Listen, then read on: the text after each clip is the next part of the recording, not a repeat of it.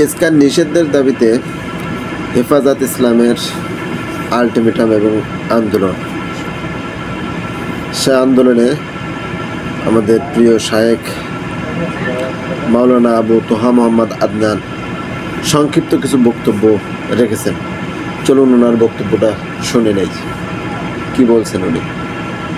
আমরা কখনোই বাংলাদেশের সাম্প্রদায়িক সম্প্রীতির বিরুদ্ধে নই, কিন্তু বাংলাদেশের 90% মুসলিম রাষ্ট্রের মধ্যে যখন দিনে দুপুরে আমাদের একজন মুসলিম ভাইকে কুপিয়ে জবাই করে হত্যা করা হবে, তখন আমরা পশ্চিমকালেও চুপ করে বসে থাকবো না ইনশাআল্লাহ।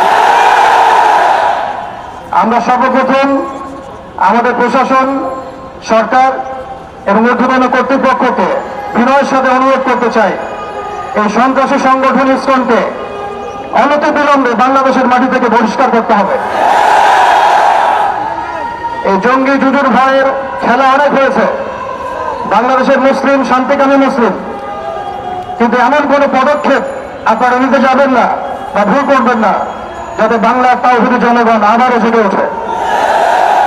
আমরা আল্লাহর কসম করে বলছি, যদি বাংলাদেশের তাওহীদি জনগণ একটাবার জেগে ওঠে, এর আগের মানুষ যাতে পালানোর পথ পেয়েছে, আপনারা কিন্তু পালানোর পথে পাবেন না ইনশাআল্লাহ। আমরা উগ্রতার পথ বেছে নেব না, আমরা শান্তির পথ বেছে নেব ঠিকই, আমরা ধৈর্য দেবো ঠিকই, কিন্তু আর কতজন ভাই মারা গেলে আমাদের হুঁশ ফিরবে? আর কতজন ভাই মারা গেলে আমাদের হুঁশ ফিরবে?